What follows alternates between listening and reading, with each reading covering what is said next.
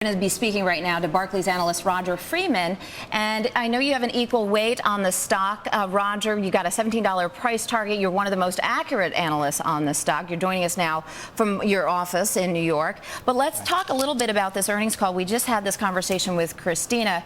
You know, they reported better results than most analysts were expecting. They showed, I think, profits tripled in their real estate business, but yet the private equity business wasn't looking so good. But for all in all, it sounded like it was a good quarter. It was definitely a good quarter, and I think there were plenty of signs to point to around the earnings growth that should start to accrue over the next couple of years.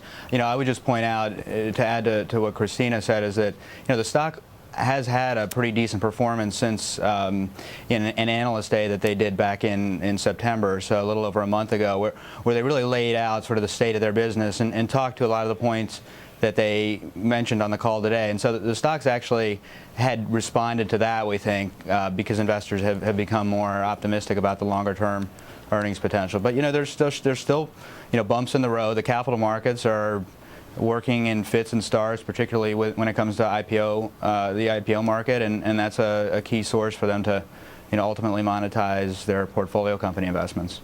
Well, you know, a moment ago we heard a soundbite from Steve Schwartzman from an event that was held last night, and he effectively said that you never really see that much deal activity at the bottom of the market. So the big question is, have we already seen the bottom? Are we past the bottom, or are we not yet there?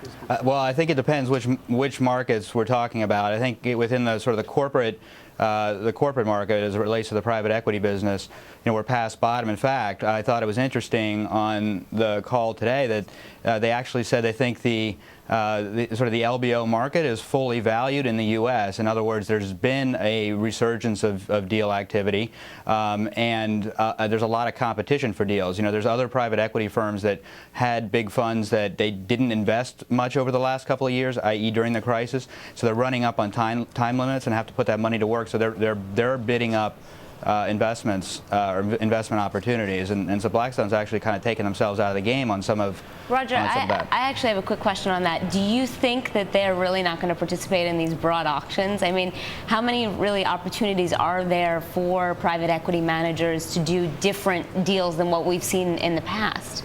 Well, right. So, I mean, there's never absolutes, right, in this business. So, you would expect to see that Blackstone will be involved in their share of, you know, of large sort of traditional, you know, takeouts. But I think what's key is that what they're saying is that they're not going to be at the table on, you know, deals that are getting pitched by investment banks competing against, you know, 4 or 5 other firms. That's not to say that will never happen, but they're really more focused on where they can self-source. Now, there may be traditional opportunities like that, but I think one of the things to think about, and they mentioned today, very interesting, is that they're starting to build some platforms, and they have one called Summit that's rolling up some industrial companies that, in and of themselves, those deals aren't big, but they're putting together a new company that ultimately could be a significant, you know, a significant competitor within that sub-industry, and eventually take that public. And that's not something that you're really hearing from others. I think that's unique to their business.